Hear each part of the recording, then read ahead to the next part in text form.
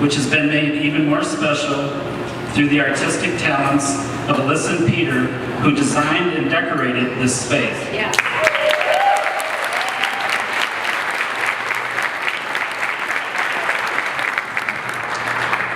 Thanks to all of Alyssa and Peter's friends and relatives, some of which have traveled long distances, including California, Colorado, Minnesota, New York, Ohio, and Illinois, to be here today to share and witness with Jeff, Lori, Lisa, James, and me the wedding of our children. I want to say a special thank you to Angie Cicero for officiating today and for being a great teacher for Alyssa and Peter in high school, as well as a generous mentor, role model, and above all, a great friend.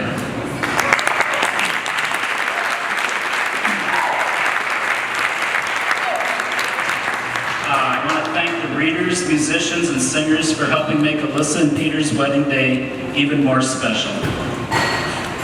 To the friends of Alyssa and Peter, most of you grew up with or have become important people in their lives. For those of you who grew up with them, and as Peter's father, I want you to know that our house never really felt like a house with only one child being raised in it. In the early years, you darn kids were always hanging around, doing what you were doing, sometimes good, sometimes not so good, depending on your age and your level of adventure at the time. But I loved it. Now when I say adventure, let me give you an example. When Peter was about 6 or 7 years old, I took him and a friend, Michael Rotter, you who know Michael Rotter, took them to one of our local parks to fish in one of their little ponds. Well, the boys became disinterested, and after a while, off to the playground they went.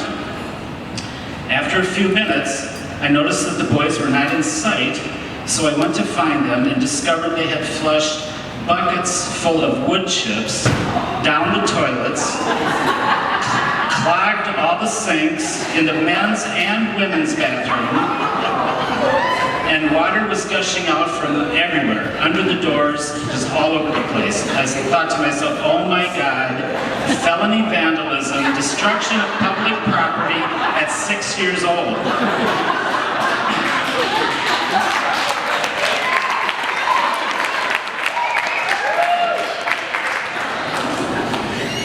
Well, as it turned out, no real damage, just a big mess to clean up. As time went by, this creativity and venture turned to music, and for about the next 7 or 8 years, our basement became the practice space for a variety of kid garage bands. Noisy, loud, and sometimes obnoxious, but mostly very creative, and I loved it. Peter, your friends, Kelsey, Victor's, Zach, John, Justin, and Justin became like brothers and sisters, and they were and are an important part of your life. They helped you through some tough times and shared your proudest moments, as all brothers and sisters would. But Peter, of all your good friends, one has stood above all others. Alyssa, you are Peter's best friend, and he is yours. You've known each other as classmates in grade school and high school, and have been infatuated with each other for a long time, and at times in the most inappropriate of places. For instance,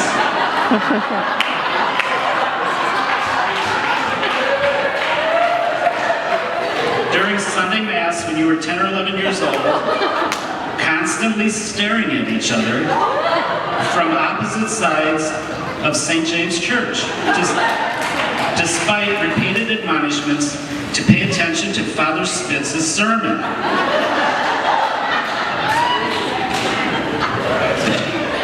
Peter, as I looked to see what was so distracting to you, all I could see was a cute little girl with sparkling braces on her teeth,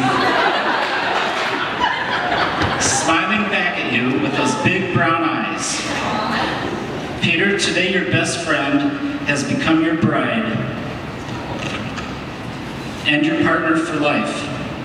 Today, those shiny braces are gone, and in their place is a beautiful smile, and those beautiful big brown eyes remain as always. Alyssa, I speak for my entire family when I say this. We feel you have already been a part of our family for the past 9 years, but today, I want to officially welcome you into our family, and from the bottom of my heart, I want to wish you both the best this world has to offer, as well as a long, healthy, and happy life together.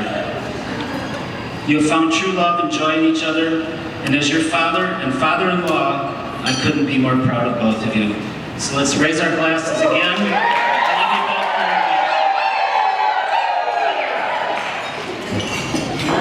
much. And now Ashley, Alyssa's sister, bridesmaid, will continue.